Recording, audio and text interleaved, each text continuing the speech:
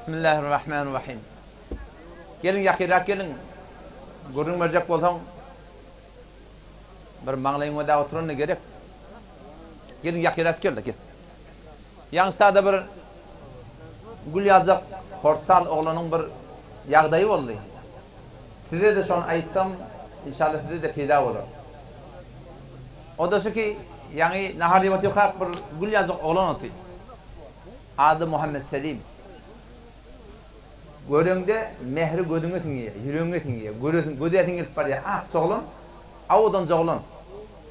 Odam on tasabyna odallapdyrlar. On men dädesem gurunda soldum. Sen ady näme? Muhammed Selim. Hop, oğlansa gawurlaýanda ýöne arada bir habarda bolmalydy. O da şu ki, Peygamber Aleyhisselam aýdypdyr. El-aynu haqqun. Gözdegmeklik hak.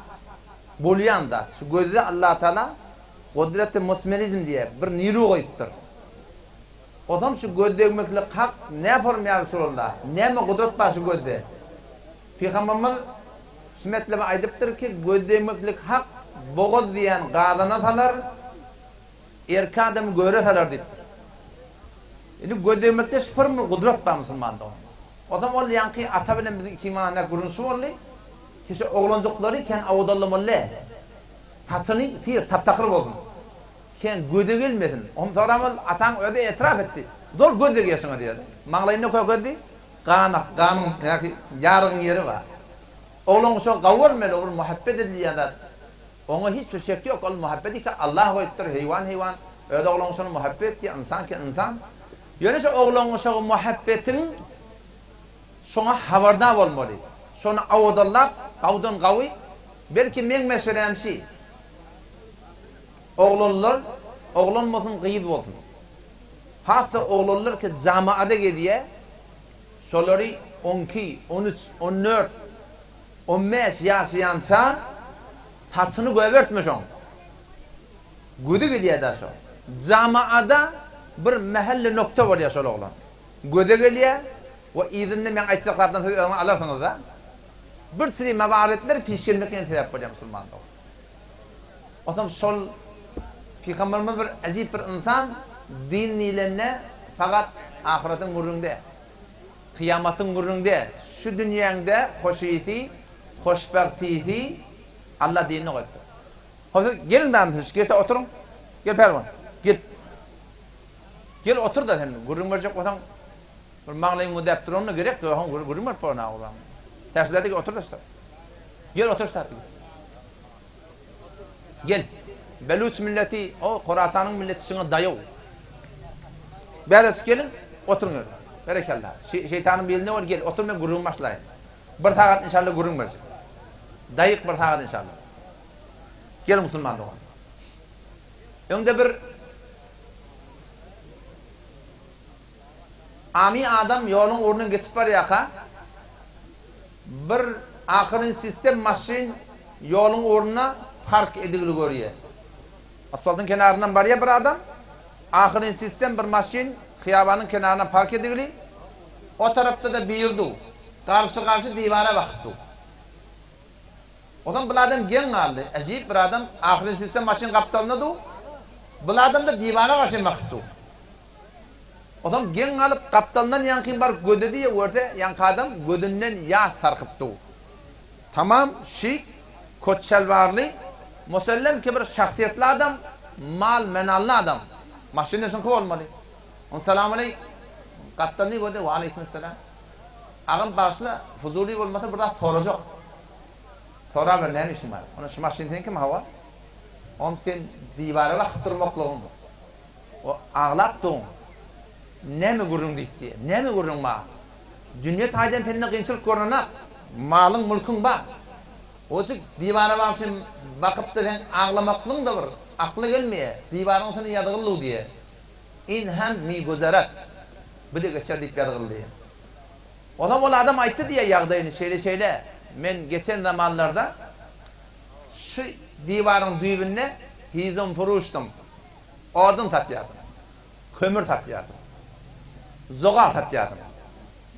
O şol kıyınçılıklardaki günahsam deger degmez bolar olmadı aylanyp zehmet bilen geçip beren wagtlary içyanjyň fiqlygy ýalyp koydum diye. En hemmi gözere. Bu da geçer de bir gün. Soram Allah men malyma bereket berdi, işime rownak berdi. Allah işi öwet aljak bolsa, kim onu izok koyacak? Allah beýiginiň işini izok koyacak bolsa, kim onu öwet koyacak? Allah men işime rownak berdi. Men şu wagt näsene karhanaň ýeti. Näsene öýüň ýeti. Ine maşin, mulk, mal, mulk mende ba. Şol men sak geldim, şunu ýatlamana. Oşu hati täzelemene geldim. Kenäme? In hemmi gözere. Bu da geçer musulman bolan. Toy hem geçer, yat hem geçer, gülmek hem geçer, ağlamak hem geçer. Gerbe devlet beresi, mast negerdi merdi. Gerbe devlet beresi, mast negerdi merdi. Gerbe zillet beresi, past negerdi merdi. Alem hemi bazı şey il deste habesen. Dünyanın hadırtlar pari. Ger peritte o meshur in bazı içine geldiği mert. Geçecek Müslümandı o. Ağaç ata mindirseler, gelmez yolu gönderseler, karanlık kabra indirseler, neçek geçer halın senin. Gurrum o tabi. Bu dünya neyme de olsa geçer. Karun nerede? Firavun nerede? Nemrut nerede? İbrahim İslam nerede? Muhammed Mustafa sallallahu aleyhi ve sellem nerede? Baylar nerede? Garipler nerede? Şahlar nerede? Gedalar nerede? Milyar adamlar geçiptir. Bilen nomada duran adam, bilen alan geçecek, yöne geçmeyecek bir zappa. Şondan şimdi geliptir Müslümanlar. Bir geçmeyecek zappa öwde. Noktaya şuruut hasan, ölünden sonra başlıyor. Ebi Rezel'in Uqayli radıyallahu anhu Peygamber Efendimiz'den soraptır ya Resulallah keyfe yuhillahul mevta Allah ölüler ne yapar diriltecek deyip. Milyar adam atadan ta ahir noktayı kıyamata adamlar kabır yerin aşağı kabır adamlara ölüp yatıyorlar yerin aşağında. Ya Resulallah keyfe yuhillahul mevta Allah ölüler ne yapar diriltecek deyip. Dirilteceğine imanı var. Ne yaparım dirilmesi adamda ya Resulallah.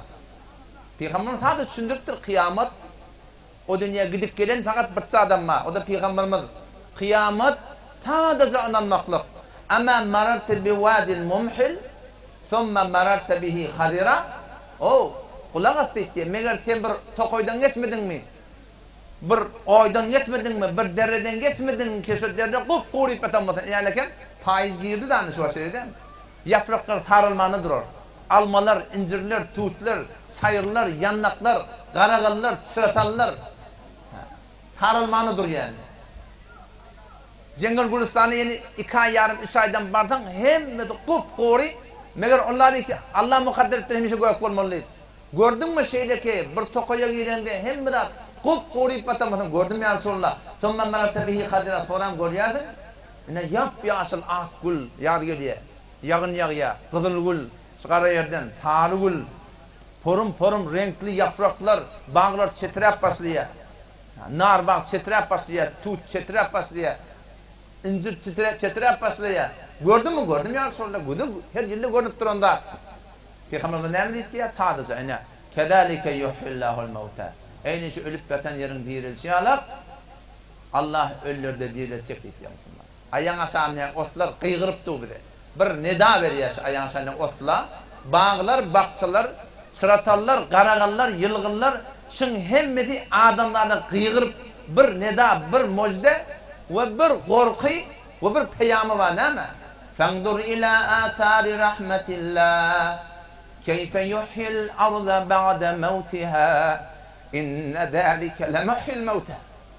O dedi ha. Dedin şimdi. Fendur ila atari rahmetillah yağından sonra Allah'ın nazar rahmetin eserini vedde. Keyfe yuhyil arda ba'de mevtiha. Ne yaparım Allah şiir diriltçe ölünden sonra diyor. Yannak ne yaparım diyor. Karagan ne yaparım diyor. Yannak ne yaparım diyor. Sıratan ne yaparım diyor. Yılgın ne yaparım diyor. O dirile ya Resulallah görüyor. Ya Allah görüp tut görüyor. Ne mi? Maksadın ne mi? Şuna yakin et diye. İnne zâlike lemuhyil mevta. Bişek şol Allah hetmin ölülerde diriltçe Müslüman. Aslı maksat şu da. Ruzi ki bir dünya amedi oryan, şu dünya neymiş? Şu dünya. Yaşamalı yerde hoş olma. Dün avnuk kılgıydadır. Zavan oğlan aytdı. Falani istada zavan oğlan. Maşinalı diye. Müngür omit bilen. Almalı diyen gurum yok. Yani ideyanı dünyadan gidiptir. Maşinenkide amanat şey, yalan şey, öymenki. Yer menki de, men yerinki baba, men şu yere gömecekler, şey attan çıkıgılay. Yer menki de, men yerinki. Şu dünya gelemizde ağlak geliyor. Hem şeyle. Oğlan ağlamadan evet yerli, iki yazını tut yerli, yap yerli yanmasına. Ağlamaz o. Ağlasa akıllısı doğrusu. Ağlamasa sonra kimiyet var.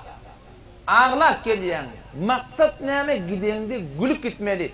Gelende bidun ihtiyar ağlak geliyen Müslüman doğan. Gidende gülüp gitmeli. Ruzi ki be dünya amedi oryan. Ruzi ki be dünya amedi oryan. Cem'i be to khandan budan do to geryan. Kari bekone duz ke vakti raftan. Cem'i be to geryan başında to khandan. Şoğun maksat şoğun. Malları öldü, zindagi tamam oldu. Ona zindagi yok sonra. Hitap kitap yok ona. Cennet cehennem mamula yok olara. Ama insan öldü, zindagi başlıyor. Her vakta kıyameti inkar eden adamlar olup durur.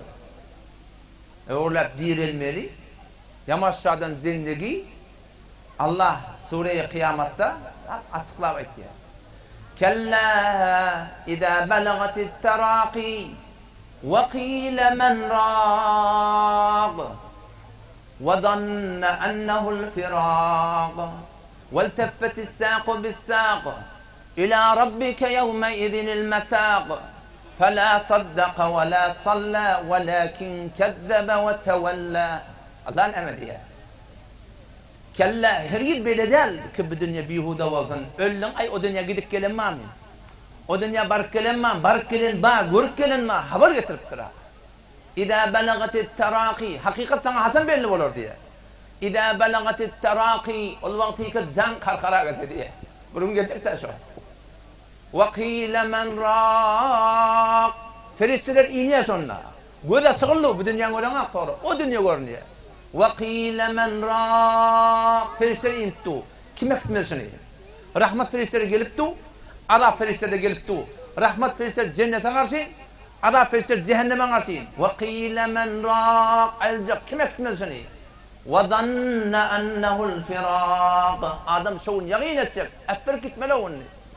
Zan çıkmandır ya. وَالْتَفَّتِ السَّاقُ بِالسَّاقِ Baldır yapsıyor. Yandıraklar. Baldır tandırmanıdır ya. Olmatika baldır yapışıyor. Vel teffeti sâku bis sâk. Geliyor, dize geliyor. Göve geliyor, haşlap, ayak tavuk geliyor. Şeyle ödün gözün açık kalıyor, ödün gözü yak kalıyor. Nereye karşın var ya? İlâ rabbike yevme idinil mesâk. Bu sürgü eksilmek Allah'a karşın. Akkalade, kümmette, koşan namatta bir gurun vermeliyen gurun yok da. Allah'a karşın yapar Allah. İlâ rabbike yevme idinil mesâk. Ne mi diyor Allah? فَلَا صَدَّقَ وَلَا صَلَّى Bunun başına bunu vardı diye bana. فَلَا صَدَّقَ Ne bir doğru dedi. وَلَا صَلَّى Ne bir namaz okudu diye. وَلَكِنْ كَذَّبَ وَتَوَلَّى Yüze vurdu diye. Arka verdi. İnkar etti diye. Kıyameti, cenneti, cehennemi. Ona mümmadip amalı inkar. Ganimet olsa olur. Yürün doğru olsa olur. فَلَا صَدَّقَ وَلَا صَلَّى وَلَكِنْ كَذَّبَ وَتَوَلَّى Allah أولى لك فأولى وايتن حالا ثم أولى لك فأولى وايتن حالا أيحسب الإنسان أن يترك سدى Ay insan gümen etti ki şu bihudiyarların kari öyle haline koyulur. Öldün gittin tamam mı deyip gümen etti yani sen diye. Alem yekun nutfe meğer sen bir damza tu dedin mi diye. Ayas insan yadından çıktı mı? Bir damza tu dedi mi? Damza tu neme şu tu mu yok? Neme su? Mimmeni şu şehvet sudan ne demiş o insan? O suda neme haysiyet var? Bu tuvatıyla koyuptur nerede kim? İsten deyip. O menitenin nutfeyi evvelmez. Katreye abımız ki şundan başlayıptır. Şundan ne mi haysiyet var ya Allah? Ne mi? Yok mu? Oklanın mı? Nereye oklanıyor? Köpsün aşağılarına oklanıyor. Bir zerren Allah ikram ediptir. Ne enede kudret var, ne atada. Ha, enen görün noktadır. Alem nahlukkum min ma'in mahin. Hey insan, sen kıyamet inkar ettiyen. Sen o dünya gidip gelemem diye ettiyen diye. Alem nahlukkum min ma'in mahin. Meğer biz sizi bir erzi sudan yaratmadık mı diyor. ثم جعلناه نطفة في قرار مكين Sümme kâne alaka. Ondan sonra qarağan bollun diye. Yadına sal gözeşteğini diye. Fehalaka Allah yaradıptır. Fesevve el ayak gudguluk hemmeladı barabar eden şol. Feceale minhu zavceyni zekara vel unta. Erkek eden şol, zenan eden şol. Men sen erkek bolacak deyip erkek bolamda. Zenanla zenanı olacak deyip zenanı bolanak. Kim ediptir? Şol Allah ediptir. Allah men soracak, onu cevap verin sana. Cevap ver, ne mi cevap? Soru şey. Eleyse zâlike biqadirin ala en yuhyel mevta. Aya şol zat-ı mukaddes onun adı Allah hem berdi kudret verniptu. Şol kadir der mi ölür diretmeklige diye. Evelem yerellezine keferu. Aya kafirler görmeyen mi? Ennallâhellezî halakas semâvâti vel ard. Bişek olallah ki asmanlar yer yaradıptır. Aya kafirler görmeyen mi? Biqadirin ala en yuhyel mevta. Ola kadir dermiş ölür diretmekte. Görmeyen misiniz diye. Diretipti o da. Musulman da onun. Asıl maksat şol gün. Dünya toyda bilin ki, gülmekte bilin ki, iymekte bilin ki, içmekte bilin ki, yatmakta bilin ki, ayağında bilin ki, oğlun mu şol. Hemme da bilin ki, yöne ağlanmalısın. Ya eyyuhannas, adamlar kulak atın diye Allah. Nemma ya Rabbi, inne va'dallahi hak, bişek Allah'ın vaadeti hak. Neme değil onlar? Fela tegurrannakumul hayatud dünya. Zindagi dünya siz ağlamasın. Yeri, yurdi, maşini, işlemeti ağlamasın. Ve la yegurrannakum billahil garur. Allah'ın şeytan, Allah'ın kerem bilen siz ağlayın. Allah kerim akıymaydı. Allah rahman akıymaydı. Allah geçer. Allah'ın kahrı kadar güçlü. Sonra amin filmini görenlerden. Sonra Allah etti. Ben 5 saniyede 2 metre yarın yere sokan sonra Allah. Kavm-ı Lut'i basacak döndüren Allah. Kavm-ı Semud'a Cebrail Aleyhisselam'ın bir kıygırması bilen dağıdan sonra Allah. Şu Allah ediptir Müslüman doğan. Menin senin hem başımda bir ölüm var. Kıyamet gelecek. İkbarım kıyamet var. Bir kıyamet var. Alem cihan darvacak. İza vakatil vaki'a. Ulvati ki kıyametun gopullusu vakı olsa. Leyse li vakatiha kâdibe kıyamet bulanına. Hiçbir inkar ettiğin adam ona bozacak ya. Bu at anılman yerin kâni yerin güdünle. O dünya gidip gelemem dedi. Ne adı tahvil var o yerin güdünle. Kıyamet ikbarım kıyamet var. Kıyamet var ferdi. Men öldüm men kıyametin başladı. Peygamberimiz ne diyor? Men mâte fakat kâmet kıyametu. Her kim öldü mü son kıyamete başladın diyor. Bir kıyamet olacak, ehlen cihan dargacak. Asman yarılacak, ides semâun şakkat. Ve idel ardı muddet yer yarılacak. Büyük çökükler hemmedat doğacak. İdes semâ ve ides şemsu kuvvet gün binur edilecek. Ve idel nucumun kadarat yıldızlar dağıtlar binur edilecek. Yıldızlar dağıtlar kaçacak. Ve cemi'a beyne şemsi vel kamar gün ayın azem olacak. Asman yer hemmedat göçecek. Ve idel cibalu soyre dağlar aktarılacak. İza vakatil vaki'a. Her vakti ki kıyametin kopullusu vakı olsa. Leyse li vakatiha kâdibe. Kıyamet kofanına hiçbir inkar ettiğim olacak yani. Hafizatur rafi'a diye Allah. Kıyamet ölümden sonra yetini etek kurarlar, yetini göğün aldırarlar diyor. Allah oraya olsan göğün aldıracaklar. Velev ki pıtadı kentiyle hürmetinde olmadı. Allah oraya bulmasa Cenab-ı Mühendis, Cenab-ı Doktor, Cenab-ı falan falan. O takparsan namaz bulmasa, namaz cemaat bulmasa o tadetiyle hürmet yok. Falan ahunun oğlu men, falan takdirin oğlu men, falan takdirin zenanesi men. 2 tane peygamberin hele kafir geçiptir. Lut peygamber bilen Nuh peygamberin hele. Key sen falan takdirin hele men deyip ağlanma. Alınma, alım ahun. Bel'an benne ba'ura diye. Mustajabet dava ahirine kafir geçiptir. Mana hoştar şu ahuna. Ahuna ahun ilini ağlanma. Sonuna git. Qarun adı Müslüman, Musa peygamberin doğan oğlanı, hafızı Tevrat, namaz, arada, hac, her nemini kabul. Fakat zekat inkar ediptir. Müslüman bayları hoştar, ey, garibin hakkını kelip yan, adı Müslümanlığın ağlanma. Sen Qarun'un kanını koydu, hafızı Tevrat, sen hafızı Kur'an ne bayağı? Musa Aleyhisselam doğan oğlanı, sen özüre poştu falan ilimde yok, emma kafir geçiptir, ne mi deyip? Huda yok deyiptir mi? Kıyamet yok deyiptir mi? Yok, garibin hakkını iptirir. Ağlanma, Allah Kur'an'ı misal veriyor. Hafizatur rafi'a. Haçan olacak? İza rüccetil ardu racca. O vakti ki yer, kulli yer sirdilecek. Fakat Koşanavad'da, fakat Gülistan'da, fakat İran'da, fakat Asya'da. Kullu krizimizin sandırmadır.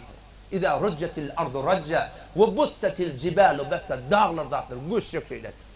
Fekanet hebâen munbetha. Dağlar rize olacak. Aynı bir gubar yağlak. Ve kuntum ezvacen telâte. Siz sonra 3 grup olarsınız. Yani kıyamet gün adamlar bölünecek. Avvalki 2 grup. Feshabul meymeneti ma ashabul meymene. Nami amallar tağılını verirler. Ve ashabul meş'emeti ma ashabul meş'eme. Nami amallar solunu verirler. Ve sabiqun sabiqun. Hem de geçen adamlar. 3 grup olacaktır. Avvalki 2 grup şundan imanlı adamlar. Bir grup sahabalar. O bir grup sahaban içinden iyini düşen avvalki grup. İkinci grup imanlı adamlar.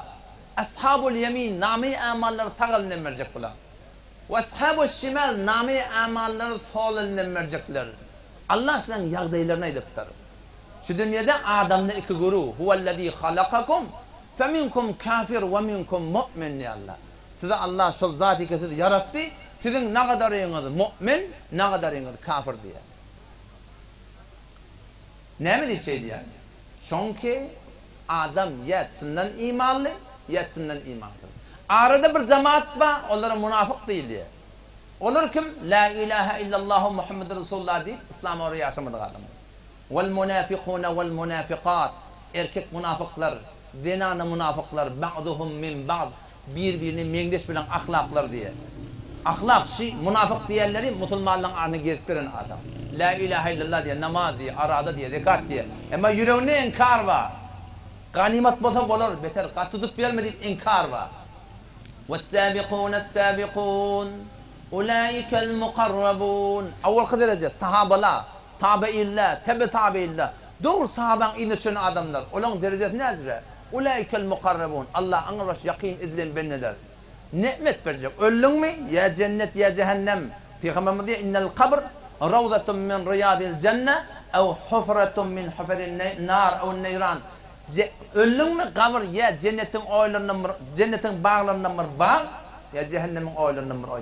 Şurada cennet olup başlıyor ya cehennem olup başlıyor Müslüman. Ne mi nimet var? Fi cennetin naim. Dursun nıgmat bulan bağlıklar deyip. Cennet, Allah cennet verir. Cennet yerler nerede? Peygamberimiz ayıptır. 7 tabağın üstünde Allah 100 tabağa cennet var. Tabağa 100 tabağa cennet var. En ki bağlatarin tabağa cennet-el Firdevs yani. Cennet-el Firdevs'ın defeti Allah'ın arşı. Şu cennetin sakfı olsam çıkar. Tabağa. Tabağa nedir? Tabağa diyende şu dünyanın ulukan asman karası yanına çıkıyor. O cürede. وَسَارِعُوا إِلَى مَغْفِرَةٍ مِّنْ رَبِّكُمْ وَجَنَّةٍ Ol bir cennete karşıyın siz konuşun. Allah bağışlamana ben teyyar. Konuşun şu Allah'ın mağfiretine. Firden usul cennete karşı. Cennet nedir? Olu koluna içe koyuyor Allah. وَجَنَّةٍ عَرْضُهَا السَّمَاوَاتُ وَالْأَرْضِ Ol cennete karşıyın firden. Ki cennetin iyini asmanla bilen yer deyiptir. 7 kat asman yamşırtan, 7 kat yer yamşırtan, adam için yazmalı oluyor. Şöyle cennetin iyini olsun. Tabii evvel asman, tabii dobamın yanına bir ulukan zemin futbalı bir top çağırıklardan şimdi yazacak diyor. Şimdi 2 tabağa bilelikte evvel dobam, tabii sobamın yanına ulukan zemin futbalı bir topaklar yazacak diyor. 3 tabağa bilelikte 4'üncünün yanında 4 tabağa bilelikte 5, 6 mukabına, 6, 7 mukabına 7 tabağa bilelikte Allah'ın arşının yanına bir zemin futbalı bir top çağırdı. 7 kat asman Allah'ın arşı bilen Allah'ın kursiyinin mukabilinde sendelittiği başlığı. Bir misal zat Allah. Şol aynı bir top yazacak. Vesi'a kursiyyuhus semavati vel ard. Allah'ın kursiyeti sendelittiği. 7 kat asman, 7 kat yer dolu. Ne yaparım zat bulmalı Allah? Ne yaparım ulukan zat bulmalı Allah? Leyse kemitlihi şey. Allah tesevvürden bir daş var zat Allah Teala. Ve huves semi'ul basir. Allah şeneba bina. Şol 7 kat asman şimdi yansırmalı, 7 kat yer yansırmalı ve cennetin arzuha es-semavatu vel ard.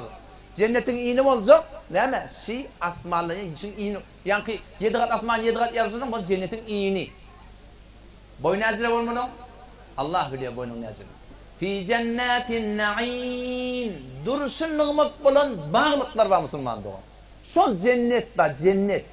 Cennet duruşu bir yap yaşıl yer duruşu. Cennetin bağları, cennet dedi bağlık dedi. Bağları, teneleri kızıllan. Bu süre karagaçta ya o da. Tamam cennetin bağları kızıl olacak. Şakaları zatları kümüş olacak. Yaprakları zatları ezbeski yaşıl mudehemmeten.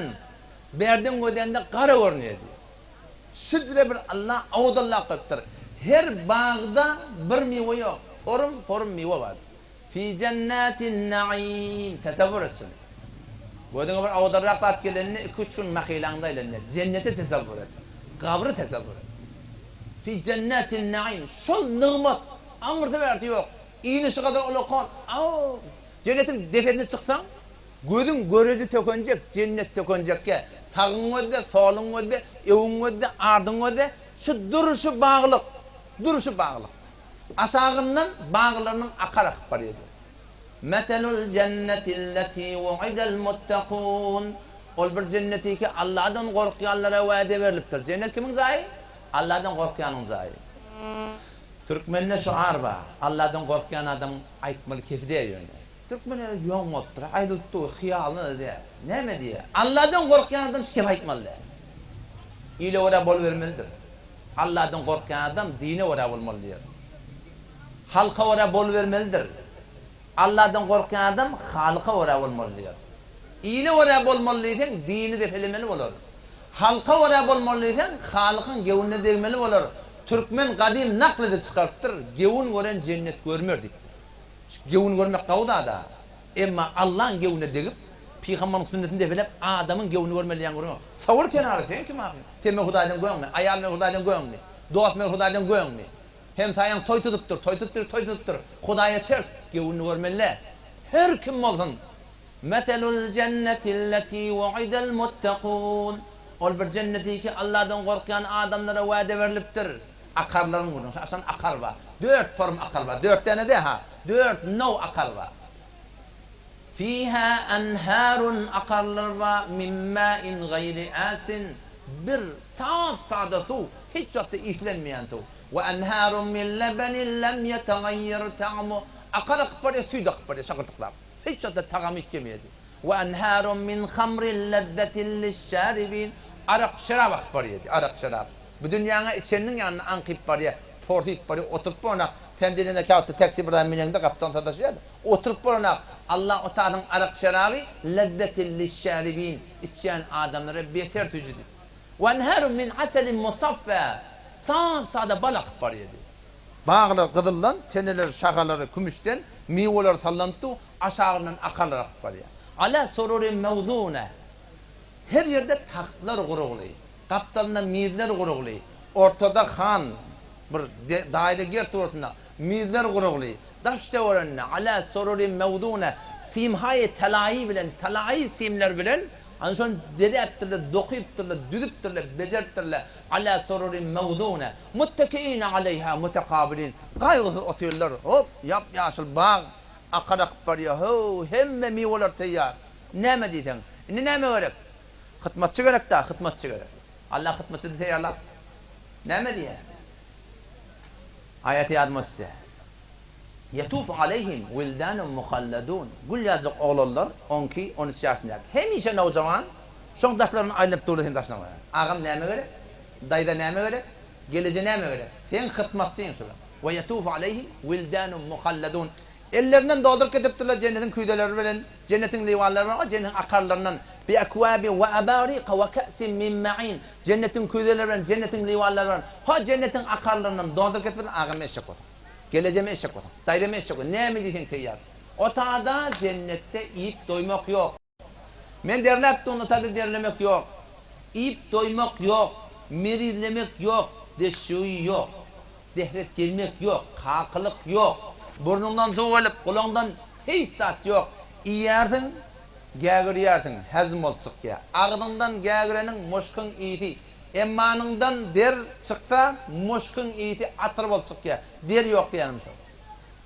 Emmanında kıl yok. Takkalı Allah Teala da koymalıdır. O tadı takkalı yok, murt da yok. Hele erkekte hiç bedenine saf sade cennet, saf sade oğdan bozuk verir. Hem yerine bir tane kıl yok. Ne baldırda, ne buğutta, ne kavat yerde, ne bu kortakta, ne koltuğun aşağında. Hiç saf sade bozuk verir.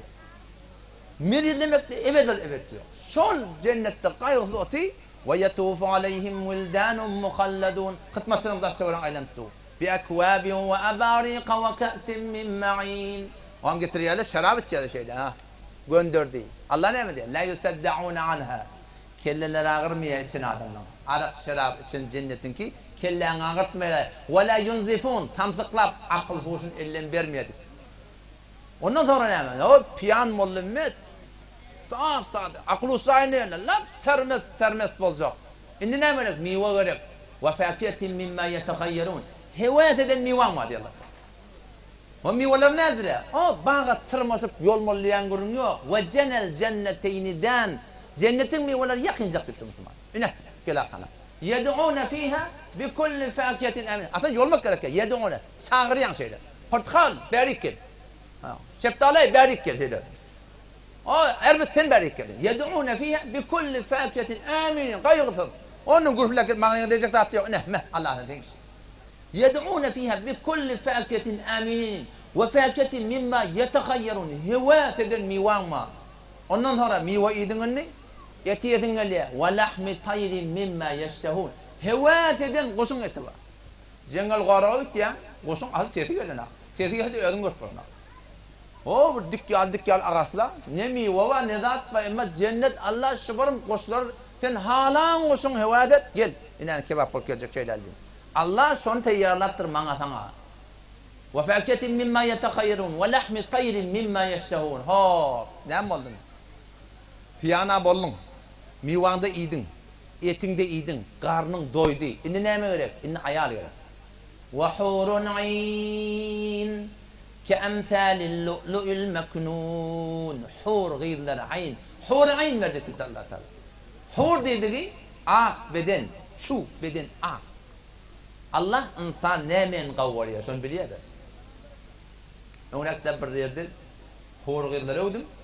İçine düşüp mescitten sığmal çıktı. Ola hakkı var gül. Gülmene hakkı var. Hoş ol. O bir var.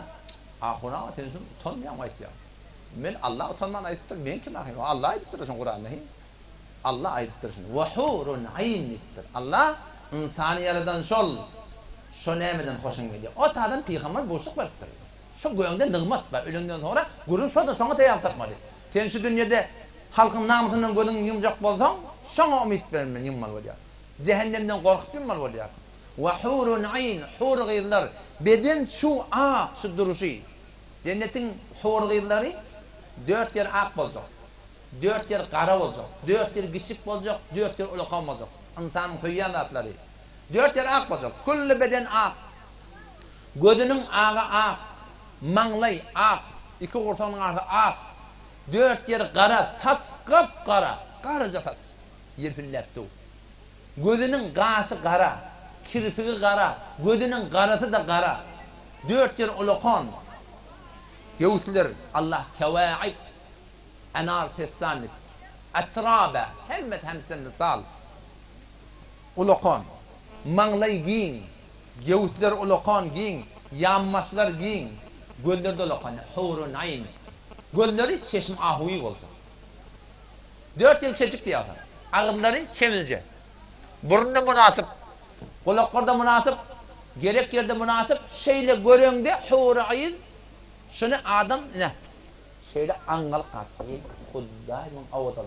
Angal kattı. 40 yıl angal kattı. 40 yıllar. Şöyle göre angal kattı. Ahir o hur aydın öyle içecek diye. Kudayım ben ne diyeyim? Ama leke fina min ragbatin ya Habiberrahman. Hudayın dofi ki dünyanın gıyısından ettirip girttirsin. Gözün namehrinden tavuktursun. Dünyanın arak şarabından tavuktursun. Namazına, namaz zamanına qaim oltursun. Halal haram ödep. Baymatın baymayın. Az olsa oluyor. Allah'ın radiyetten bunu yaşaptırdın. Tavukta kılgın demek cımı cemaattan kalmaptırdın. İnatan gevunu vuracak olup oyan bir köp zahmet çekiptirdin. Ha? Gül. Gül o hevasın yok diyor. O yankı cenneti adam anlattığın adam sen kim diyor ama. O men sen ayalım, sen men ayalım. Allahu Ekber. Sondan bariye diyor bakal kesiyor adam. 70 yıl bakal kesiyor diyor. Anırtından gurun olmak duruyor. Şol hurgînlere Allah ke emsalil lu'lu'il meknun. Eyni basırlı yatan morvari ihtiyalak diye odallığı. Morvari bir eşittir yani ben gören adamda morvari bariye diyor yadan morvari çıkan ne yapan adam olmalı? Şucre ke emsalil lu'lu'il meknun. Şu pada, şu sogap nemeden çürüyüm? Şuna dikkat edin. Cezaen bima kanu ya'melun. Dünyada çeken zahmet çekerlerinin cezası padası diye. La yesma'un fiha lagwa wala kizzaba wala ta'thima otada hiçbir yalan vurun. Günah karşı gevnüne diyecek zat yok. Şu nemeden çürüyüm? Cezaen bima kanu ya'melun. Dünyada çeken zahmete ne uğradı diye. Türkmenlerin anlamı samtık keppa? Yok. Mağlayına yazgılar ama cenneti cehennemi. Avval Allah yap koydu. Ama Kur'an ne için götürüyorlar? Peygamber ne için götürüyorlar? Kitap ne için götürüyorlar? Akıl ne onlar? Şeriat ne onlar? İhtiyar ne onlar? Yalnız ki Allah hem adı biliyor. İman gelek takdira. Ama Allah temeli senin amalını da oraya mamul ediyor. Takdiri to o da beslesin düşün. Mağlayına kıyıp yadgılayan da sen kim alacağını? Takdiri to dersayı tedbiri to. Tedbir zindagin ne mi? Xudo bilen peygamberi öğrenmi? Muvaffak olur. Peygamberimiz öğrenecek mi? Öğrenecek. Öğrenmede sürüp. Tunkahul mer'atu li arba'. Denananı 4 tattan sürüm nikah ediliyor. Denanal niye da denanal niye? 4 tattan sürüm ayarlanıyor. O mesele garizi cinsiden başlar. Beyerde bir şeylerle gözün altına diyatın. Ne mezi? Li cemaliha. Avudallığı derek. Ve li hasabiha. Şeref o nese palanın gıydı. Palan düktörün gıydı. Palan ketkudan gıydı. Palanın gıydı. Men adam avrayım olacak diye var ya. Ve li maliha. Yok. Dedesi bay, nenesi bay. Öldü bay. Öldü burada geçecek. Şun gözün tiki var yardım. Ve li diniha. Peygamberimiz din dereklidir. Aliyatın şu dindar diye var ya. Ayıbı yok. Yani o da maksadın fakat avudallık olmasın. Maksadın naudbillah malı olmasın. Maksadın şu at avrayıp olmasın. Maksadın dini olsun, avudan bozamazsın. Ayıbı yok. Maksadın dini olsun.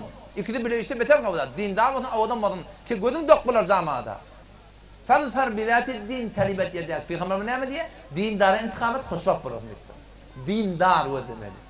Takdireto, dersayı tedbireto. Tedbir zindagin ne mi? Vaktiken tedbir zindagin Kur'an'a ve sünnete ve şeriate ve Allah'ın vaadeti dünya kadının avar. Hetmisin setlesi cenneti. Yani gurun ha etibar sonuna bolup verişine pankalma. Adam ne menvanlayın o davati. Buna hafız diyerler, ahun diyerler. Etibar sonuna milli alamallah. Ha ahırda imalı ismillayan gurun var. Beğerdekin alınmalı yani. Yani şu yol, Huda bilen peygamberin yolu. Set derse cennet yönü. Ona hiç şey yok Müslümanlar. Cehennemiyle gurrun geliyor Kur'an'da. Cenneti cehennemiyle ne yapalım olacaklığını Allah aydıptır Kur'an'da. O da mesela cehennemiyle gurrun geliyor Kur'an'da. Eğerse cehennemiyle biri. Eğerse biri aytyanmasa Kur'an'da. Havada ya Allah. Ahulun yal koydun da ya Rabbi. Ben mağlayayım cehennemi değil. Ben cehennemi yolum. Hiç kimse değil. Hemmeti bort versin narda. Vah evursen da. Vah idime gittin da. Fi cennati yetesâelûn. Ehli cennet cehennemiden soruyorlar. O tarafı cehennem, bu kapta cennet. Cennet bilen cehennem anla perde koyuptur. On kılgını bu tarafa geçenek, mıgnımatta bir geçenek. Arada perde var, hala vatta bir gurunu soruyorlar cehennemine bile. Fi cennati yetesâelûn. Ehli cennet cennetlerde soruyorlar cehennemilerden. Ne mi soruyorlar? مَا سَلَكَكُمْ ف۪ي سَقَلَّبْ لَوْدَبْ yanıp durandı. Ne mi cehennemi yolluğunlar? Ne mi cehennemi yolluğunlar? قَالُوا Avval kayıtlayan ki bu kadar. قَالُوا لَمْ نَكُمْ مِنَ الْمُصَلِّينَ Namaz okuyun ya. Namaz diyor. Adam Müslüman. Bir keppe ağır kep. Müslüman düşünmeyen var ya. 4 mezhebin arasında 3 mezhebe bir namaza kafir deyiptirdi. Fakat bizim mezhebimizde Müslüman diyen gurun yok. Ay namaz neyme diyense, inkar et diyense, ya kafir demek diye yani. Bu dünyada Müslüman. O dünyada bir namazda dinde makam yok. Şunu düşün. Bir namazda neyme derece vermeli? Pazık değil mi? Pazır değil mi? makam yok İslam'da, bir namada. 4 mezhep, 3 mezhep, gerçek iman yok mu dediktir. Yoksa cengi cemel oluptur, Seffeyn oluptur, cengi nehrevan oluptur, Hazreti Muaviye Hazreti İbrahim vuruşuptur, nağadır sahabil oluptur, dergiyi oluptur, hatta havariz gelip Hazreti İbrahim mukabeline çıkyanlar, karşı vuruşyanlar, halife Müslümiyle bilen, onu da Hazreti İbrahim radıyallahu anh sırayı kafir demektir. Şu namaz hem de cahil var. Ama sahabalar bir namaz hav kenarı. Allah'dan korkuydu. Ödümün ne var da oğlancık 7 yaşında namaz okuyayım olayım. Kıyıda şeyle oğlanla şeyle. Eğer 7 yaşında namaz okuyamasa ene ata bir namaz yetmeyen yaşın günah sonmayın. Bayet namaz okuyayım. Erti namazda sücürük bilen acılık bilen turulmalı. Oğlanın sana haberdar olmalı. Fi cennati yetesâelûn. Ehli cennet soruyor cehennemilerden. Ma selakakum fi sakar? Nemiz cehennemi oğlanın? Kalu lem nekum minel musalli. Namaz okuyayım. وَلَمْ نَكُنُ طُعِمُ الْمِسْكِينَ Garip kafir ve demez, zekat yok, üstürü yok. Yani bir huttada harcır ketti. Şun düğün bir ekbarında. Dayandan, daş üstüne daş, perdesine perde. Bu Hudayım benesi, Allah Kur'an'ı aydıptı. وَاَتِدَ الْقُرْبَ حَقَّهُ Ve de doğanınma hemsayesini tanıyan sonra. Sen doğanınma hemsayen birgilisi doğanın. O bir doğanınma ön çıkarmayan etmiyor. Sen bir hut harcır ketti. Üstüne. Daş üstüne daş, perdeden bir yakçalığı etmeli, dekorasyonu etmeli, falanı etmeli, bir hut harcı etmeli.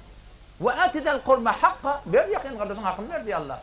Sen malın der o, amanet sen elinde, malın ma ihtiyarın ma de, sen Müslüman sen ihtiyarın yok zendeginde. Halandadın ip olmaya, halandadın içip olmaya, halandadın geyip olmaya, halan suratta bolup olmaya, Müslüman mı sen? Bayet peygamber ola olmaz. Takkalın da görün oraya, takkal. Takkal koymaklık sünnet tiptir. Peygamberin aydan etmek sünnet mi yapardı mı? Peygamberin aydan etmek sünnet mi?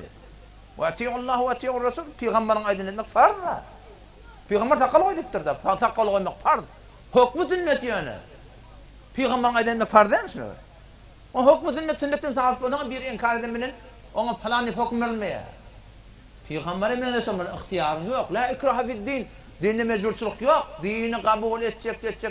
Mecbur derken kalbi Müslüman bulmalıyan yok. Hiç kimi ecbar bile Müslüman ne yaptırırlar? Müslüman bolacak, bolmasan bolmak ihtiyarın. Ama Müslüman bolma bayet etmeli. Bayet namaz, bayet arada, bayet zekat, bayet üşür, bayet hizap, bayet diye Müslümandan. Ne mi değil? Çünkü la ilahe illallah Muhammed Resulullah dedi. Ve atidel kurba hakka vel miskin ve ibnes sebil ve la tubadzir tebzira. İsraf etme diye malın ma ihtiyarında. İsraf eden ne mi? İsraf diyenler ne mi? Bir kuda harcı diyenin malını. Allah etti innel mubazzirin kanu ihvana şeytan. Şeytanın doğan sen diye. Malın bir kuda harcı diyen. Barın mı? Kav başıyla. Oğlan sana kavla başıya ver. Tamam sistem olsun. Bundan sokun ondan çıktı ne? Haber zendigine derdi diyen ne ver? Ama şu kun zendigiyle şu Türkmen bir kuda harcı edip diye tırmen etpiyasa. Barın mı kav kullara ver. Oğlan sana hem tayana da ver. Ama şu bir kuda harçla var bir kuda. Sen gerek ki. Ya saysa yarmıyla peyda yok vallahi yani. Şu bizim zendigimi kıyın aldı Allah. Yoksa 30 yaşımda o şimdi mat bağdım yani. Cehennemine vuruna var. Gurun başı tavır. Ma selakakum fi sakar? Qalu lem nekum minel musallin. Cehennemi vallahi namaz okuyamadık. Ve lem nekun nut'imul miskin. Garip kadar üşür zekat yoktu. Ve kunna nakhudu ma'al khaidin. Zendigin bihude geçiriyorduk. Bihud varak, pasur. Bihud tağıt ikasele futbol. Bihud film. Mahvaran başında. Bihud. Kıyamet yok. Erti namaz yok. Emin ol. Bihuda. Ve kunna nukadibu biyevmiddin. Kıyameti inkar etiyorduk. Hay o dünya gidip gelen mi? Hatta atanel yakin. Şiyakdaydı gidip yedik. Biz ölüm başımıza geldi. Efsusiyel. Ve kalu lev kunna nesma. Ayet cehennemiler. Lev kunna nesma. Ey kaşkırı ayrılan guruna kulak atan mozakta. Ev nakilu ya aklımızı işledip oğlandıran mozakta. Ma kunna fi ashabis sa'ir. Bir hiç vakti cehennemi olmadı diyor. Vak aklını işledim mozakta. Ve hum yestarikhuna fiha. Yık cehennem dittirlan şey. Zavur daptırın o. Şunla dua et yani. Yestarikhuna fiha. Rabbana akhrijna minha. Na'mel saliha. Ya Allah. Cehennemde dua et yani cehennemi. Ya Allah. Çıkar bizi cehennem altından. Ne çıkıp? Na'mel saliha. Namazı yapılacağız yani. İmanımı doğrulacak. Hicabımı doğrulacak. Mehrem namel. Ya Allah sen ne bildiğin bu teyyar? Na'mel saliha. Gayrallezî kunna na'mel. Adı Müslüman yok iştirektik ya Allah tövbe. Çıkar ya Allah. Allah ne mi diye? Ha o tadı rahim yok. Doğru imam bilen barmatan. Evvelem nuammirkum ma yetezekkeru fihi men tezekker. Meğer men size şorum ömür vermedim mi? Şu kadar hoşlarlar men iyi vermedim mi? Şu kadar sana muğiyet vermedim mi ki? Evvelem nuammirkum meğer bize ömür vermedik mi? Ne kadar ömür? Ma yetezekkeru fihi men tezekker. Düşünecek bolsan, cobran edecek bolsan, namazın kadahına edecek bolsan, geçen günahını cobran edecek. Sen muhletin vardı. Ve kad ca'akumun nazir. Aydan diyen ne geldi diye. Şimdi bu taada kömök yok dedi. Korkmalı. Adı Müslümanlığa Türkmen Allah'ın oğlu. Qarun meğer kim? Yani aytdım Musa Aleyhisselam doğan oğlunu hafızı Tevrat, namaz hem medat sayınlar. Ama zekatı inkar etti. Bıkçı mesela inkar etti. Vakti amal olmasa, yürek doğru olsun, yürek doğruluğun yaptığına amal gerek.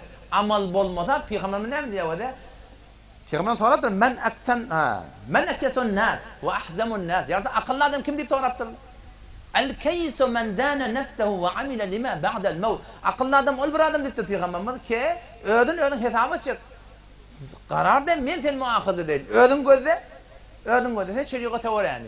Suratın gözde, toyun gözde, yatın gözde, ayalın egin başın gözde. Şu ayalın egin başında bağır et gözde. İrek hakiki işledim ya. Adını ama derya kenarda desurşun vardı. Ben derim manakım hakisinde. İskeletinde. Adam ömrəcik eğer dikkat edem olsam bizim Türkmen dinanılamız belanısı da hazırlığının ayarlı olur dinanamız. Köneme çak verdi izle biliyor. Aha baştan ha baldır görünüp var ya. Ömrəcikte bu at yok. Bu at başka modeller şeytanla çıktı.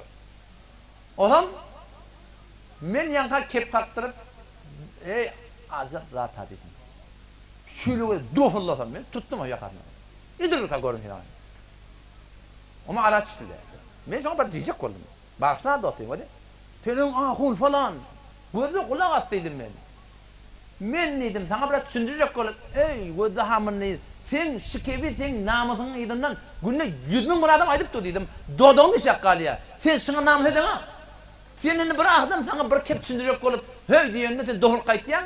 Sen namusun nerede? Gayratın nerede? Şu oylum zanlı onu. Sen şu ayarlı oldu girip ya. Sen fikretsin ha. Sen vakti ki namusunu darık maşka yedirip durdun.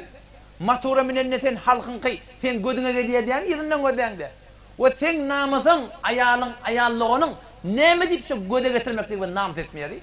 Ne etmiyor? Oturuyor mu? Öyle giyin koynak giysin. Kaldırın şöyle koynağı ayak baldır görünüp gitmedin. Ki meni sen erkek adam şunu görüp vesvese oluyor. Kökütme kara çorap giysin. Yüz örtül andan diye andan deyip ana deyip şuna diyor andan. Ama andan şu bürünçük vermiştik da o Türkmenler niye gitti şu? Hele kavarlayan da. On öyün talp vermeli. Köynek falan alıp vermeli. Ondan sonra yiyeceğin işini vermeli. Yiyeceğin uşağını getirip vermeli. Tefeğini getirip vermeli.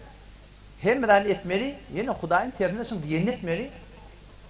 Vallahi yerine zulümsün. Ayağını kavarlayan da biz de kavarlayan. Hey! Oturun yanına. Ben ne mi çoğun ayağını büyük bulmanı? Vakti ki ben nefsimi büyür bilemek, erti namazı mescide varmanı, ben ne ayağımı büyürmeli? Ayağın sen bulmanı osfa gözüye. Ayağın sen son serdari, sen padişahı, vakti sen hanım adamla olguda, ayağın sen aydan oğlu atmıyor. Sen bayat olgu olmalı, ta ayağın sen aydan tesir etsin. Olamazsın sen aydan. Sen bayat olgu olmalısın bana. Namusunu da orada oraya değil. Nereden başlamalısın? Buraya da başlamalısan iyi. Telekatçılık keşfa geliptir ha. Nereden başladı şey? Şu mantavşarlar nereden başladı biliyor musun? Abaylar. Ben yolun haniyelerini kıyarken abaylar şunu bir yıl 2 yıl yönece verdi bizim ayarlığın çıkmamıza. On giymedi. Anırda bir teleke fikir yatı. Oğlan şuna. Fikre değildi. Niye karşın böyle? Namusa haberdar mı Müslüman doğru? Yamaçlardan başlamalısın. Şu pırçık var ha. Çalgadın pırçık. Ne pırçık da elpattır. Pırçık şu yüzün örtkütümüz çık şavvat. Şu cergelane gidelim biz görüyor ya. Anırda denen ama buradan bir okluyor yüzünü. Güppe bir kaçıyor. Şöyle alın. Pırçık şunu oynuyor. Yüzü görün benimle. Ayağının avadallığı seninki de. Denenin inka avadan yer nere? İnka avadan yer denenin yüzü de. Yüzünü örtmeli şu. Bayet örtmeli. Denenin sana bırçık gözü yol görmeyene ecazı var. Açmalı. Kalanını örtmeli. Allah'ın desturu şu. Namusumuz şu. Önde bir Garbın haber, garbın. Garpta Müslüman bunun tədil, muhaccebe dini anıla var. Adam şodak gidilenine, adam o Yahudiler, Mesihiler Müslümanlardan soruldu diye. Ne edip bir an biz inanam bürünüp, üstünden bürünüp, giyin köynek giydir, celbap, çadır giydir. Ne edip bir an bunu? Ama Müslüman akıllı miskine. Adam dinan kenarda du. Ama bir adam gitti ya, o da cüzünden tüs çıkarttı. Bir tüsün qabığını açtı diye. O bir tüsü qabıqlı. O da misal uzak gitti. Oklu diye tüsü yere. Bir çocuk kapsın, toğlan gitti kumun içine. Bir çocuk kaplı, düştü yerin içine, mağarasıca da uçi. Tensi çocukun hayfı yerini alacak dedi. Onu belli de, kapıl alacak. Onu bizim verenamın kapıl çocuk dedi. Kompal çocuk şey. Örtkülü olmaz. Tenkiş o. Avadallık tenkiş o. Dikkat edeydi. Meni hende başlama, baş yerden gelecek kardeş. Avval nereden başlattır? Ya başladan bizden başlama Müslüman doğru. Cennetin gurrun kaldı. Emma anırda ashabul yemin, ma ashabul yemin. Umumi Müslümanlar var. Cennetliler. Fi sidrin mekzud, darakta konar olacak. Cennetin bağlarına tiken olacak ki. Ve telhim memdud, muz bağlar üstüne. Ve zillin memdud, ulukun keleve. Ve ma'in meskub, abşarlar akar sular, göğün akıp barıyarlar. Ve ma'in meskub, ve fakiyetin kedira. Köp meyve, la maqtu'atin ve la memnu'a. Ona hiç kat olmak yok, tökenmek yok, memnuiyet yok. Bu bağı yirmeli, o bağı yirmeli yan yok. Hemmetten ki ve furuşin merfu'a avadan denalılar. Allah itiya inna enşa'nahunna inşa'a. Biz şuları khas avadan surat yarattık. Fecealnahunna ebkara. Biz şu denalıları cennetin denalarını kıyır ettik diye. Uruben etraba. Öz adamlarına aşık, biter muhabbetli, hem senne sal. Kim için? Li ashabil yemin. Namiye amalları tağalının birinin adamdan kıdıyor. Fe amma men utiye kitabehu bi yemini. Emma oladın ikon namaya amal tağalının birliğe. O paylanacak bu da. Dirilecekler, adamlar gördün çıkacaklar. Meydanı mehşersi Suriye Şam olacak. Hemmece musullup varacak. Avval ahir adamızdan ta ahirin noktayı kıyamet. Yerin bir de tap, çökük yeri yok. Hemmece direlim. Nokta oryanşıda akbarmalı. Şondan namaya amal ferişelerin üstünden. Ve futihatis semâ ve ebvâbe. Atmalar yol atılacak. Ferişeler inecek. Namaya amal paylanacak. Nami ama şunu tağındım diye. Ya solunum der. Fe amma men utiye kitabehu bi yemini. Emma olademi ki ol denane ki nami amal tağındım diye. Ne mi diye? Yak fe yekulu hay diye kıyılacak diye. Kur'an sorusunu tefsir ediyor. Fe yekulu hay. Umu kura'u gelin kitabı okuyun kitabı. İnni zanantu enni mulaqin hisabi. Men yaqinim mali ölümden sonra dirilmek ba, hesap kitap ba. Fehuve fi ayşetir radiye. Hemişeki pesendidir zindagide olacak. Fi cennetin aliye, büyük makam cennetlerde. Kutufuha daniye, meyveler yakınacak. Ayrılacak kulu veşşebu haniyen. Barın iyi için sizinkinni. Ne için? Bima asleftum fil eyyamil haliye. Avvela dünyada iyi veren padas eden işleminin padası. Barın iyi için. Ama idin ne görürüm? Ashab-ı şimal var. Ve ashab-ı şimali ma ashab-ı şimal. Ashab-ı şimal. Beda bahali ashab-ı şimal. Bir kim? Bir kafirler. Bir de adı Müslümanlar. Şu bizim Müslümançılığımızda korku yok Allah'tan. Ne mi deyip? Bir de anandırtırlar. Sen Müslüman ahine. Bir gün cennete girecek diktirler. O seni ananıptırın sonra. Şundan şeyle mukadebet. Şeyle değerse Müslüman doğar. Eğer biz şu dünyadan doğru imanla gitmesek, münafık gitsek, innel münafıkîn fi derkil asfali minennar. Cehennemin ilk eteki tabakası münafıklan diye. Münafık diyorlar kim? La ilahe illallah Muhammed Resulullah diyen adam. Sure-i Hadid'i barda okuyor. Sure-i Hadid. يَوْمَ يَقُولُ الْمُنَافِقُونَ وَالْمُنَافِقَاتُ لِلَّذ۪ينَ آمَنُوا انظُرُونَا نَقْتَبِسْ مِنْ نُورِكُمْ Kıyametun Allah yatla diye. يَوْمَ يَقُولُ الْمُنَافِقُونَ Olbiruniki erkek münafıklar وَالْمُنَافِقَاتِ zinana münafıklar köstrat köfürden geçme oltuğunu. لِلَّذ۪ينَ آمَنُوا İmanladım ne ödem bari Allah? Nurları öğünden var ya, sağından var ya. Şunları diyelim, اُنْظُرُونَا نَقْتَبِسْ مِنْ نُورِكُمْ Dursunan, bir de sizin nurlu şeydi. Bir de sizin bilecek değil. İmanlardan ne mi diye? قِيلَ ارْجِعُوا وَرَاءَكُمْ فَالْتَمِسُوا نُورًا Ha, iyiye gidin dünya varım, dünyada nur paylan ya. O tada amel edip nur kazanmalı, bu tada nur yok. فَضُرِبَ بَيْنَهُمْ بِسُورٍ لَهُ بَابٍ Ara bir divar çekiliyor, bir tane kapısı var diyor. يُنَادُونَهُمْ şu münafıklar, kıygıryanlar, müminleri näme diýende wada? Şuňusyna gurrun. Alam nakum ma'akum. Meger biz siz bilen nädikmi? Meger biz siz bilen namaz okuymadykmy? Meger men seni haza gelmedimmi? Meger men seni körökenden? Meger men seni gelningde alam nakum ma'akum? Ha, qalu bala hawa biz bilendiňiz. Biz bilendiňiz walakinnakum fatantum anfusakum. Ödüňiz bela okudyňyz. Yani adam musulman. Ve terabbüstüm hak bola şek ettiňiz. Halka wara bol bermeli aýtdyň. Wa garratkumul hayya amani. Yalan arzular sen alladı. Adam musulman, bola musulman ahim. Wa garratkumul amani. Hatta jaa emrullah. Wa garrakum billahil garur. Ol alan şeytan Allah'ın kerimini aldı. Kimin gurrungy? Adam musulmanyň gurrun musulman. Şundan gorkmaly kemel munafık geçäme. Musulman bu kon kaygısız. Musulman ahim. Hudaýyna ne? Hudaýy Abu Cehil'den ne? Abu Cehl vakti jenge Bedre gaýtma bolanna lap käbäň tiňden ýaşyp ya Allah diýdi. Şu iki tane cemaat var, men peýgamber diýip döräpdir.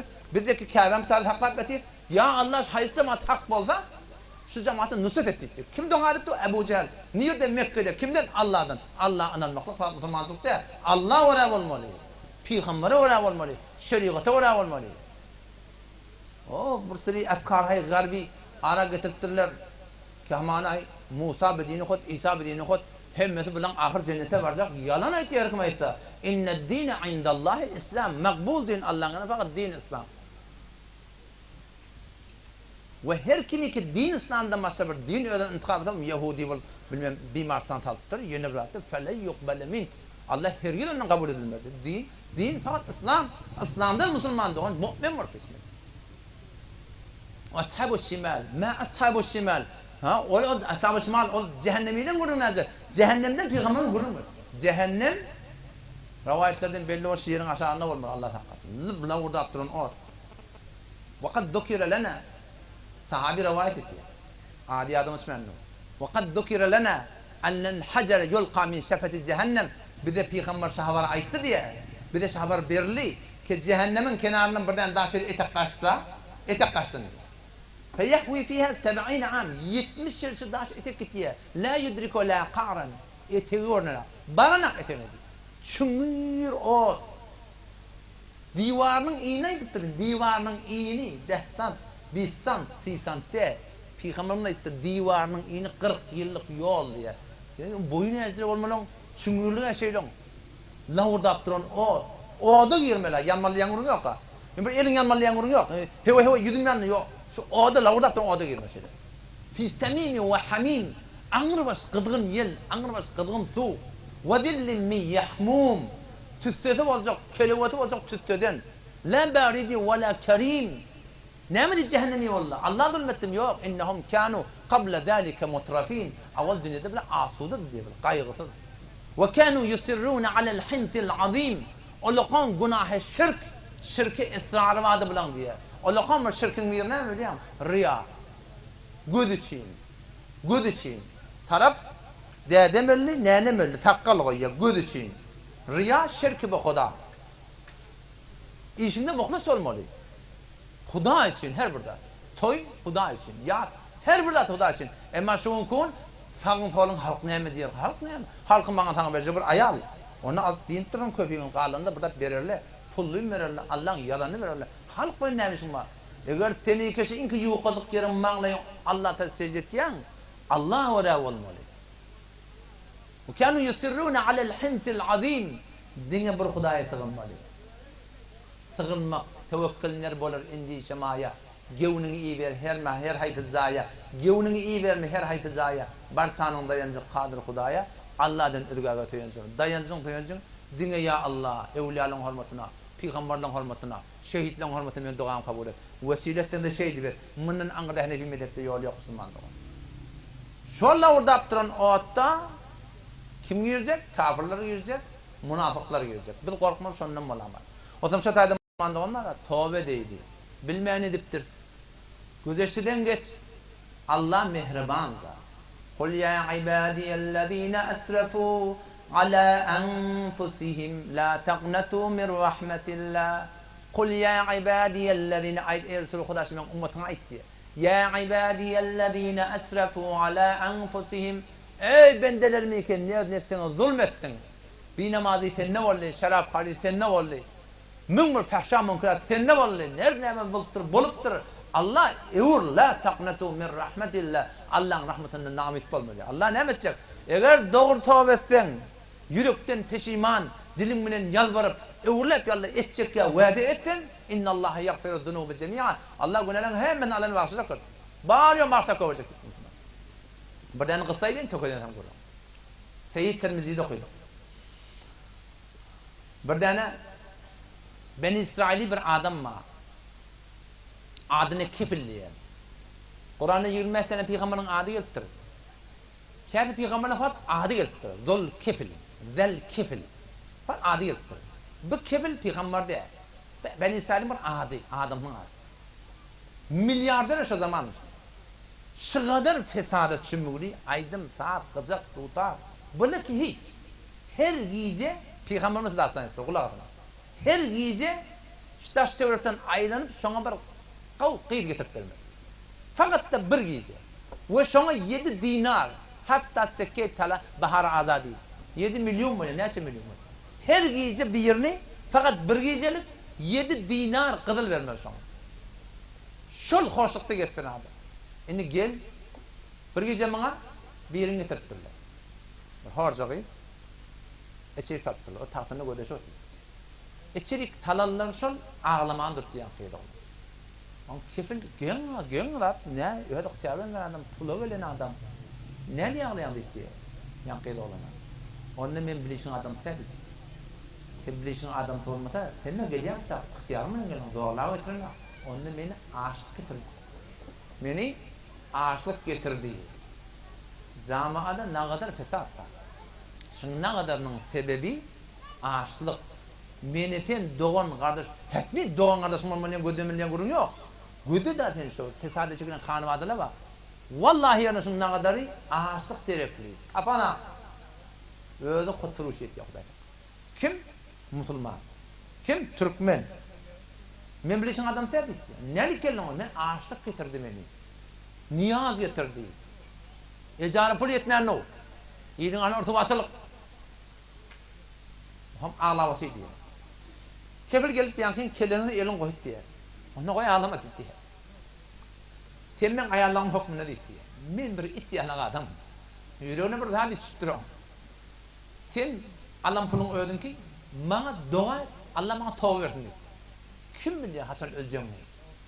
Çok iyice kefil ölüptür. Çok iyice. O zaman ben kim bana namazını okuyacak? Ben İsrail'in kavmine bulan vururum. Kim bana namazını okuyacak? Erti trollarına şu divarın üstüne yadığıl diye. Kad gafarallahu lil kefil. Beşek Allah kefili bağışladı. Allah şu kadar mehriban Müslüman doğru. Bana zinada okuyanını sonra. Allah öz kanunen, nizamının tersine divarı yok koydur. Allah şu kadar mehriban. Ama Hasan söyledin, can karkara gelin. Can karkara gelip şükra bir namaz girdin, bir hicap girdin, bet hicap girdin. O tadı rahim yok. Öğrenecek birden zamanı olan aklını kök edilir. 18 yaşında oğlum, adı da Müslümanın sağıtı.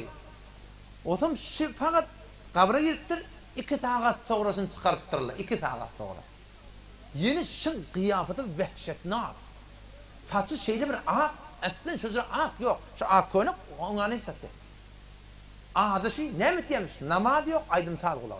Bes, adı Müslüman. Can kalkara gelip çukura girden Müslümanlık. Allah'ın rahmi yok. Ondan sonra rahmi yok. Peygamber ayet ya da fe innece minhu fema ba'dahu ayseru min. Şu kabirden hatta nice taptın mı? Şu kabire tağman girdim ondan sonra ansar. Ve illem yencu minhu. Eğer şu kabire girdiğinde tağman girmeden fema ba'dahu aşeddu min. Ondan sonra beter katı ondan sonra. Başka merahiller var. Anlatıp beter katı değil. Ma ra'aytum manziran kat illa vel kabru afda'u min. Muhtelif Peygamberimiz cehennemin yağdaylarını görüptür. Hemmesi bir yelik, kabir bir yelik dedi. Vehşetine aktar Müslüman. O zaman şu taydan inşallah ehde değil, geçen günahını tövbe değil. Kim akı günah etmesin, birim günah etsin. Ama Allah istiğfar koyuptur, tövbe koyuptur. Namaz durvatı erti namazın yatkala yanında. Bolyan da. Turup durun günah, ya Allah maaf etmeni bağışla. Günahıya 20 dakika sonra, yoğuşluktan adan et, önce sünnetini okuy, sonra tekbir et, sonra pardon okuy. Bir wagt onu başarmagynden namazyň galdyrma musulman. Öwrenmeli, hüjürle bilen irtibat tapan, ulamalar bilen irtibat tapan, dinine rahmet çek. Dünýäni şemelde diýen gurun ýok. Dinine rahmet çekeli, dünýäde rahmet çekeli. Allah Taala ödümidi, kanymada doğangadyr. Şol Allah'ın ebedi cennetinde hemişe yaşamakını istiyor. Ölümü kän ýatlaýdy. Gabrystana gidin. Gabrystana gitme wa aýtda bar. Wa aýtda barmaly ýerde. Hemişe barmaly. Subhanallah, ene lekim yati falani falani. Gabrystana baranda da şu öl gabrystanyna bar. Enen yati, doğanyň yati. Ýene bir zat dedi. Ama mutasam bu gabrystan, o badar bolagy. Heleýlep gabrystana hiç unan barmaly. Faqat erkekden jaý. Erkekleri barıp faqat gabry ziyaret etýär. Müslüman bu gün ne kadar Hudaýdan da zenane öyle oturma dua etmez. Allah'ım bize tevfik versin. Vesselamu aleyküm ve rahmetullah. Ya Erhamer Rahimin, Ya Erhamer Rahimin. Allahümme salli ala Muhammed Mustafa sallallahu aleyhi ve sellem. Allahümme Rabbena atina fid dunya hasene ve fil ahireti hasene ve qina azaban. La tuzigh qulubana ba'da idh hadaytana ve hab lana min ladunka rahmeten. Rabbena hab lana min azwajina ve zurriyyatina qurrata a'yun. Ya Allah, nasıl edilen Kur'an farlıklarını kabul et. Ya Allah kendi şirketini mağfiret.